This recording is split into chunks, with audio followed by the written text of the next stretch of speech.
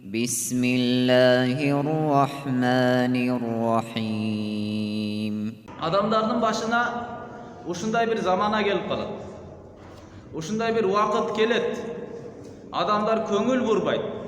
Baylıktı adaldan taap jatadı, je aramdan taap jatadı. Buga adam balası köngül vurbay kala turgan zamana kelet dep Peygamber aleyhisselam aytты. Mına bugünkü günde köptegen adamdardın umtulusu, kaygı kapası, kündögü küyütü, hareketi baylıkты çoğultu bolup kaldı bugünkü günde. Oşol baylıkты çoğultuunu maksat kılıp algandыктан adam balalары aramdan gelip atabı, adaldan mı ança köngül burbay kaldı. Jana al-Fatinu zaki man yajma aksar. Adamdardın içinde kim kövraq baylık tapsa, kimde kövraq buyum nerse akçalar bolsa, mına oşonu ötö akıldı, jakşı adam dep bağlanıp kaldı. Akçaga jaraşa, baylığına jaraşa gana karap kaldı. Bирок ал adal иштеп жатабы, aramdan taap жатабы, жалпы элдин жашоо көз карашы да жок, жана иштеп жаткан адамдын өзү дагы көңүл бурбай калды. Adaldanбы, арамданбы көңүл бурбай калды. Мындайча айтканда, пайгамбарыбыздын айткан хадиси мына башыбызга келди. Ошол замана келди. Өзү иштеп жатып дагы арам адалдыгына көңүл бурбайт, башка бирөөнү карап деле адалданбы, арамданбы келбей дагы көңүл бурбай туруп баа берип атабыз. Акчасы болсо эле болду, бул жакшы адам экен. لا يبالي من حلال كان هذا المال أو من حرام. المهم يجمع ويكنس. Негизи эле биздин баш орутубуз акча чогултсак болду, аны сактасак болду. Жана ошонун аркасынан өмүрү кетип баратат. Өзүнүн жаштыгынын күлдөй болгон күндөрүнү сарптап жатат. Канча деген uzun түндөр таң атып укталбастан кыжалатчылык менен өтүп жатат. Эмне үчүн? Арам акча табыш үчүн. Ваятуфу шаркан ва гарбан фи жам'ил мал.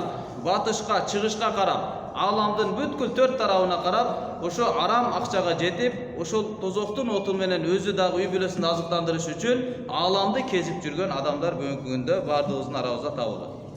Лакад кана наби саллаллаху алейхи вассалам яхрис ала танаджуби аклил малил харам.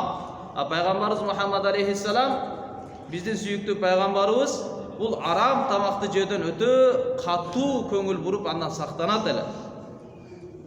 Балким өзү эмес, үй бүлөсүн дагы, жана сахабаларын дагы толук ушуга тарбият кылган эле. Пайгамбар алейхиссалам бир хадисте айтат: "Инни ла анқалибу ила ахли." Мен де кээде үйүмө келем. Фа ажиду тамра. Үй бүлөмө келип, үйгө келсем, кээде бир курма табып калам. Эми курма билесиздер, жөнөкөй эле нерсе. Курма бардык жерде курма өскөн. Келип үйдө кээде курма көрүп калам. Сакитатан ала фираши, менин төшөгүмө түшүп калган, кээде курма көрүп калам. Сумма арфауха ли акулаха. Анан мен кээде аны алып, жейин деп оозума көтөрөм. Сумма акша такуна садаката фалқиха. Анан мен коркуп кетип, балким бул садакага келип калгандыр. Бирөө садака кылып берип койгондур. Пайгамбар алейхиссалату вассалам садаканы жеген эмес. Садака арам болгон. Ошо садака болуп калбасын деп, мен коркуп кетип, кайра аны таштап коет элем дейт. Yani bir kurma tuğra emes bolup kalbasın, bolbosam үйүндө турат, үйүнө келген. Бирок ушунун жолу белгисиз болуп калганда жок деп Пайгамбар алейхиссалату вассалам аны да оозуна салбай койчу экен. Абу Хурайра радиаллаху анху айтат: Хасан ибн Али, Пайгамбарыбыздын небереси, бир жолу садакадан келген курмалардын бир курмасын алды дейт. Анан аны алып туруп оозуна сала баштады.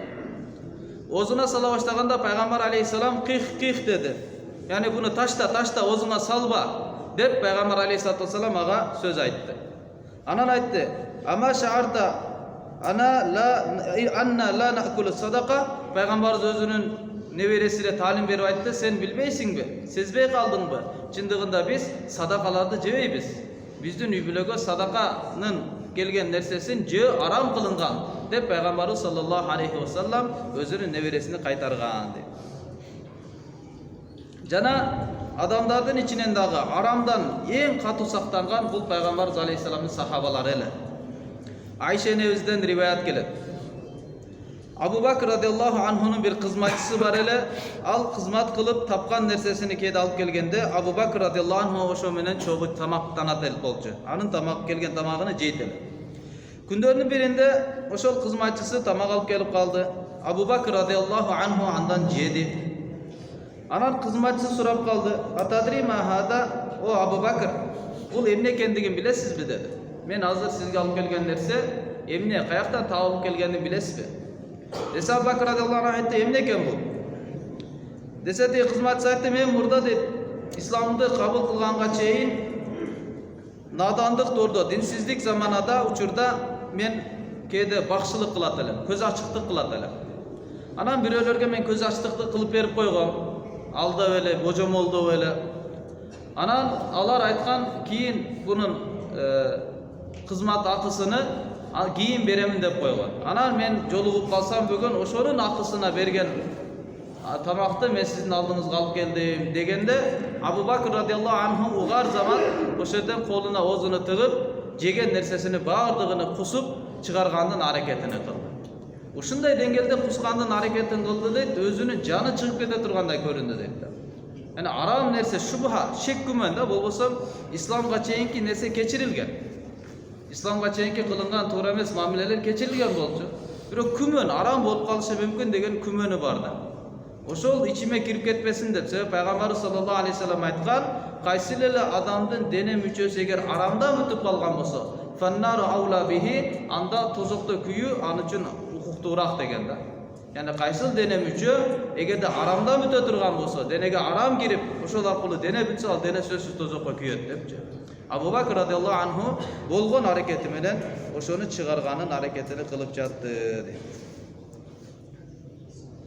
Урва ибн Зубайр радиаллаху анхудан келет.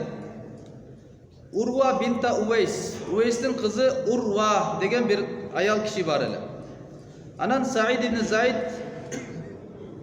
рахимахуллахнын жерини тартып алган деп радиаллаху анхунун мени жерими тартып алганда бекөө араздашып калды.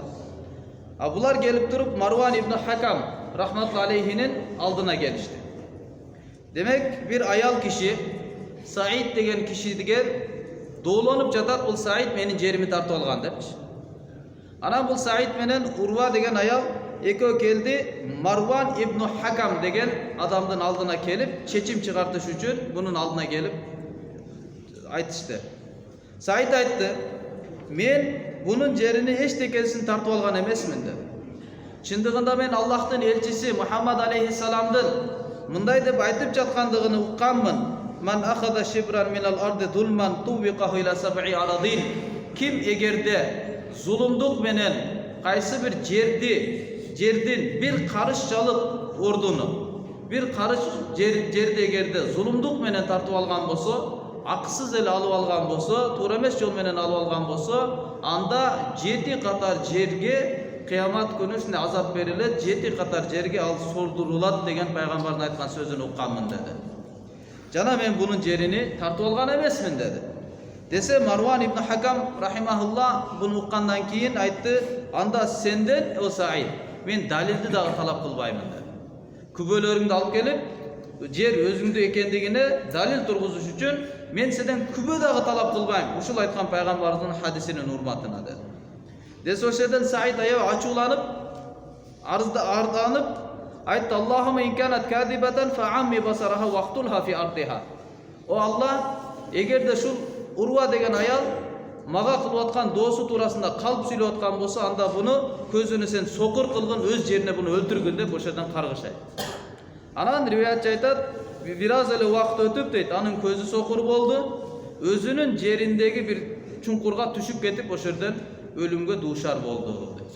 Yani урматтуу тууган, пайгамбарыбыз саллаллаху алейхи вассаламдын айткан сөзү, бир аз эле жерди эгерде зулумдук менен алып алса, өкмөттүн жери бир аз чыгып кетти, тартып алды, кошунасына кирип кетти, эч бир акысыз эле бир карышчалык жерди дагы зулумдук менен алып алган болсо, анда 7 катар жердин астына ал сордурулуп, ушундай адамга азап берилет дейт пайгамбарыбыз саллаллаху алейхи вассалам.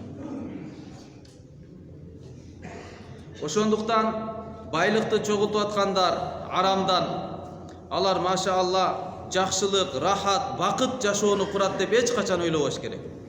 Аллага касам ичип айтса болот, эч качан мындай болбойт. Балким ал дүйнөдө дагы жана өлгөндөн кийин дагы өтө чоң кайгы капаларга дуушар болот. Жана өзүнүн күнөөсүнүн себебинен өзүнүн башына тоодой болгон кайгы капа жана жүрөгүнө болгон караңгылык, тарлыкты ал чыйнап жаткан адам. Жана ал кыяматта болсо жанчыдагы азаптар аны күтүп турат. Эгерде ал арам жумушунан, арам тамагынан, арам жеринен тооба кылбай турган болсо. Чындыгында арам тамакты жөө бул кичинекей күнөөлөрдөн гана болуп эсептелбейт. Балким арам тамакты жөөнү пайгамбарыбыз саллаллаху алейхи ва саллам чоң күнөөлөрдүн катарына кошкон. Зина кылуу, адам өлтүрүү, арак ичүү чоң күнөө, ошондой эле арам нерсени алып оозго салуу, соодада арам соода кылуу, арам жол менен акча таап же арам нерсени оозго алууну дагы пайгамбарыбыз саллаллаху алейхи ва саллам чоң күнөөлөргө кошкон. Bir hadistин мазмунунда пайгамбарыбыз саллаллаху алейхи ва саллам айтат: "Ичтанибус саб'ал мубиқат." 7 кыйратып жок кылуучу чоң күнөөлөрдөн силер сактангыла деген. Силердин дүйнө ахиретиңерди буза турган, келечекте урпактарыңардын, балдарыңардын да бузулуусуна себеп боло турган 7 күнөөдөн силер сактангыла деген. Сахабалар сурашты: "Эмне ал күнөөлөр?" десе, пайгамбарыбыз аширку билла. Биринчи Аллага шерик кошуу, экинчи сыйкырдык кылуу, үчүнчүсү Аллах арам кылган жанды өлтүрүү, төртүнчүсү аклу риба, сүткорлукту жөө, бешинчиси аклу малил ятим, жетимдин байлыгыны жөө. Ушундай арам нерселерден пайгамбар алейхиссалату вассалам кайтарган. Демек ушул айтылган 7-нин ичинде аклу риба, сүткорлук менен тамак таап жөө жана жетимдин байлыгыны жеп алууну пайгамбар алейхиссалату вассалам бул чоң күнөөлөрдөн, кыйратуучу күнөөлөрдөн деп айткан. Ошондуктан урматтуу тууган, биз ал сиздердин алдыңыздарга дүйнө жана акиретте, кабырда жана кыяматта, тозокто адам баласыны кандай азаптар күтүп турат эгерде арам тамак жеп ала турган болсо, ошол туурасында 8 нерсени айтып өтмөкчүбүз. Биринчиси, адамы кубули дуаихи. Арам тамак жеген адамдын, арам жер тартып алган, арам кийим кийип жүргөн, арам үйдө жашап жаткан, арам буюм колдонуп жүргөн адам, арам машина минип жүргөн адам, туура эмес жол менен жашап жаткан адам, бунун дуасы кабыл болбойт. Канча ыйлап дуа кылбасын, канча жакшылыктарды тиленбесин, ыйласын, башын ташка уруп, көзүнөн каныны жашырсын, бирок урматтуу тууган, бул адамдын дуасы кабыл болбойт. Себеби Абу Хурайра радиаллаху анхудан риваят келет. Пайгамбарыбыз саллаллаху алейхи ва саллам айтты: "Айюхан нас, о адамдар, инналлаха таййиб, ла яқбалу илля таййиба."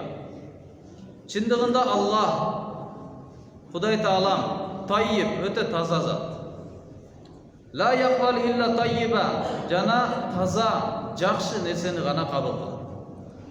Адамдын табиятыдагы жаман кийим кийгиси келбейт, жаман унаада жүргүңүз келбейт, начар, эски, бузуку, сасык үйдө жашарыңыз келбейт. Жакшы, таза нерсени талап кыласыз.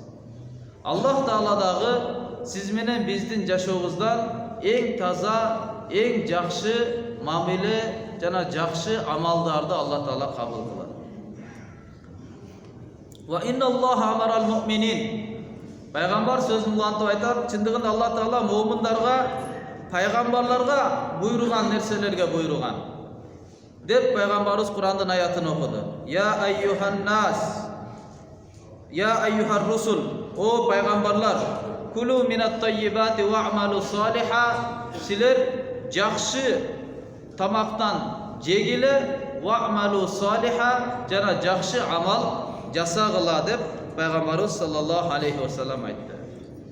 Жакшы жегиле, тазадан жегиле, тамактангыла, жана таза амал кылгыла.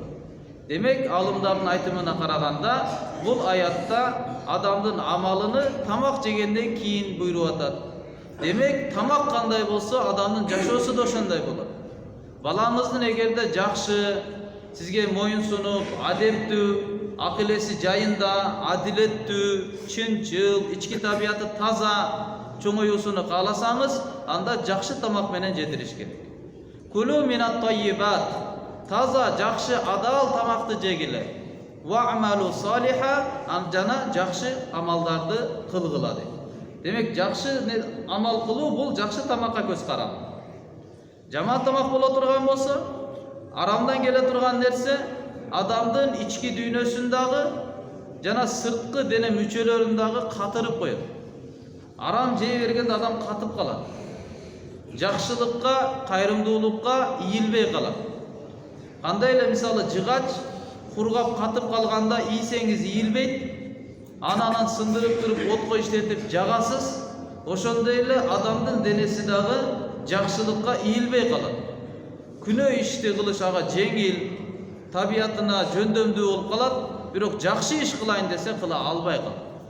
Эмне себептен арам тамак жегенде адамдын денеси ошо арам тамакка жараша дене дагы жакшылыктан катып калат экен. Ошон үчүн Аллах Таала айтып атат, жакшы тамак жеп, жакшы ишти кылгыла дейт. Жана пайгамбарыбыз Аллах Таала дагы башка аятта айткан: "Я юхаллазина аману кулу мин таййибати ма разакунакум." О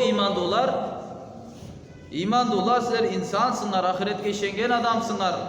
Башкалардай эле урду сокту жашай бербейсиңер, айбан эмессиңер, жырткыч эмессиңер. Кулу мин таййибати ма разакунакум. Биз силерге рызкы кылып берип жаткан нерсенин жакшыларын жегиле. İslam dini adamды жашоодон тоскон эмес. Жебе, ичпе, жашаба эмес.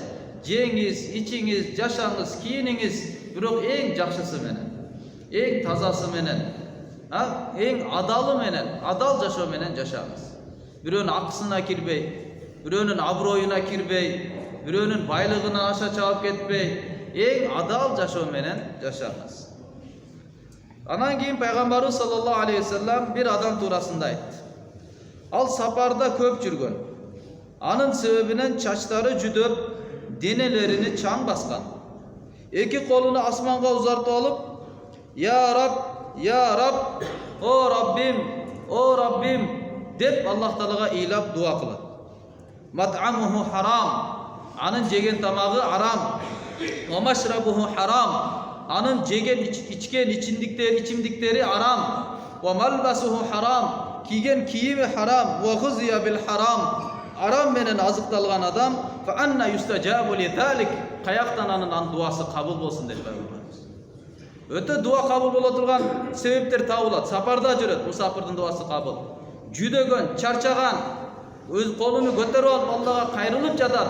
Бирок арам кийим, арам тамак, арам жашоо бунун каяктан дуасы кабыл болсун деп пайгамбарыбыз. Яни урматтуу тууган, мына ушул себеп. Күндө сиз менен биздин ыйлап, Алладан дуа кылып, жардам сурап, бирок жашообузда бир береке жок. Жашообузда бир Алланын жардамы жок. Тилеген ниеттерибиз ишке ашпай атат. Эмне үчүн? Себеби арамдан сиз менен биз сактаныштын жолун ойлоно элекпиз. Угуп коебуз, ушундай экен деп коюп. Кээде айтып коебуз, мындай болот, адал жашаш керек деп. Бирок өзүбүздүн жашообузду бир аз карап көрөлү. Ар бир адам өзүнүн жашоосундагы кылып жаткан жумушунун илимини билип так кылуу фарзы айн, мойындагы жоопкерчилик. Ар бир адам өзүнүн илимини билиш керек. Инженерге инженерликтин илимини билиш фарз, мойнундагы жоопкерчилик. Соодагер инженерликти билбей эле койсун. Соодагер соодагерликтин илимини билсин. Ар бир адам өзүнүн жашоосуна такташ керек. Ушул шариатка бул дал келип атабы же дал келбей эле. 24 саат жашоосундан 8 саат, 10 саат жумушка кетип атат. Арамда жүрөт. Кыямат күнү жашоону тартканда дагы арам 28 саат, 10 саат жашооңуз арам менен кыймылдап жүрөсүз.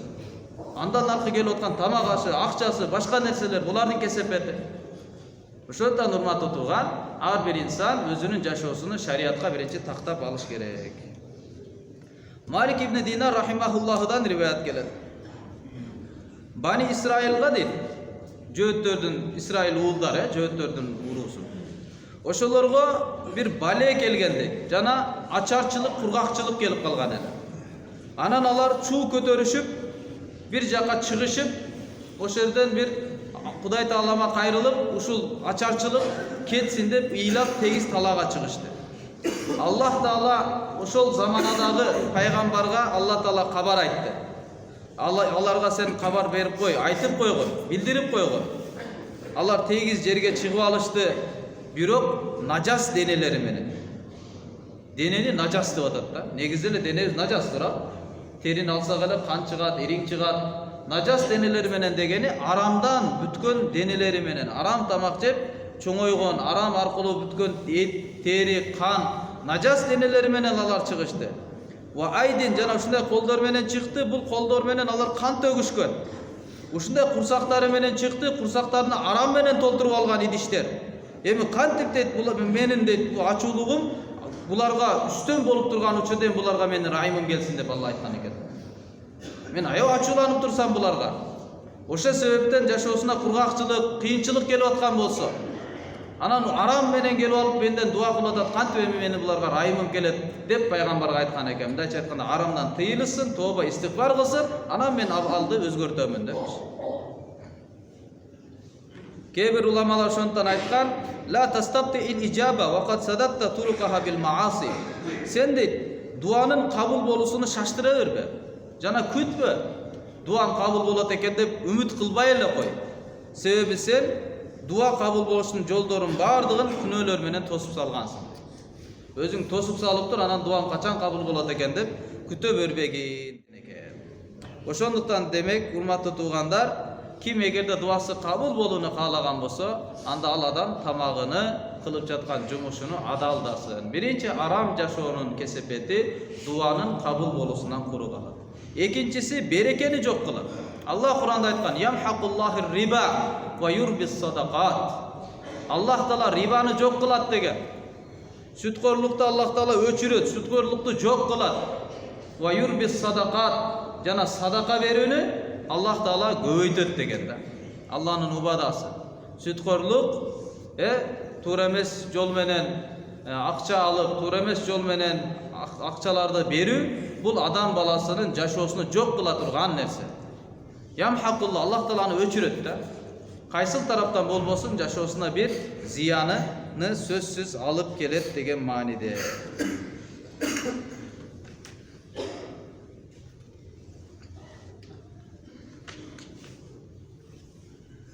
Ошондуктан иншалла баардыгыбыз аракет кылалы, жашообузду адалга куралы. Пайгамбарыбыз саллаллаху алейхи ва саллям айткан: "Кафилул ятим", жетимге кепил болгон адам. Жетимди өз кепилдигине алып, ага жакшы мамиле кылып, башын сылаган адам бейиште ушул сыяктуу менен бирге болот деп, сөмөй менен ортоңку манжасыны ушундай кылып Пайгамбар Ислам көрсөттү. Мындайча айтканда, пайгамбарыбыз менен түбөлүккө Фирдаус бейишинде чогуу болуп, Пайгамбар саллаллаху алейхи ва саллям жетимдерге кепилдигине алып, аларга райым кылган адамдарга убада берген. Статистиканы карасак, 2 миллион 700 миң адам 2011-жылы. Ошончо баягы балдар үйлөрүндө, интернаттарда жашаган ошончо жаш балдар, жетим балдар болчу экен да. Пайгамбар алейхиссаламдын айткан таргибини мындай жакшылап карап көрсөк, интернат, жетимкана курууга пайгамбарыбыз кызыктырган эмес, мындай кылгыла депчи. Балким ар бир эле колунан келген ата эне жетимдерди алып алып, багып, ошолорду чоңойтконго пайгамбарыбыз кызыктырган. Ким эле ошо кепилдик кыла турган болсо, ага бейиште иншалла менен ушундай деңгээлде жакын болот деп Пайгамбар саллаллаху алейхи ва саллям аларга убадасыны берген да. Ошондон иншалла аракет кылалы, бардыгыбыз. Анан кээде мисалы баягы муктаж үй бүлөлөргө жардам бериле турган пособиялар бар да. Ошол туурасында да мисалы арыздар келип атат. Кээ бирлер туура эмес катталып алат экен, калп эле. Туура эмес катталып алып, анан келе турган жардам акчаларды, пособияларды өзүнө алып, бул да урматтуу туган зулумдук болот. Бул дагы муктаж адамдардын, жетимдердин акысына кирүү. Пайгамбар Куранда Аллах Таала айткан: "Алар жетимдердин байлыгыны зулумдук менен, туура эмес жол менен жеп жаткандар, иннама якулуна фи бутунихим нара." Алар өздөрүнүн ичине тозоктун отуну жеп атат. Элестетиңиз, отту жеп көргөнгө кандай сиз күчүңүз жетеби? Бир жүрөктөн чечим чыгара аласызбы? Жетимдин акысыны жеп аткандарды Аллах Таала айткан, бул ичине тозоктун отуну эле салып жатышат деген. Пайгамбар саллаллаху алейхи ва саллям ушул аяттар түшкөн учурда сахабалар заманасында сахабалар ушунчалык корккон болчу. Жетимдердин ла таакул амвалахум ила амваликум. Жетимдердин байлыгыны өзүңөрдүн байлыгыңарына аралаштырып жебегиле деген буйрук чыккан да. Ошол түшкөндө сахабаларга өтө кыйын болду. Жетимдин байлыгын өзүнчө коюп коет, өзүнүн байлыгын өзүнчө коюп коет. Анан ал байлык тамак аш башка нерсе болуп калса, жетим өзү жебестен ашып калгандары чирип жок боло баштаган да. Ушунчалык таквачылык, ушунчалык коркунуч менен амал кылышкан.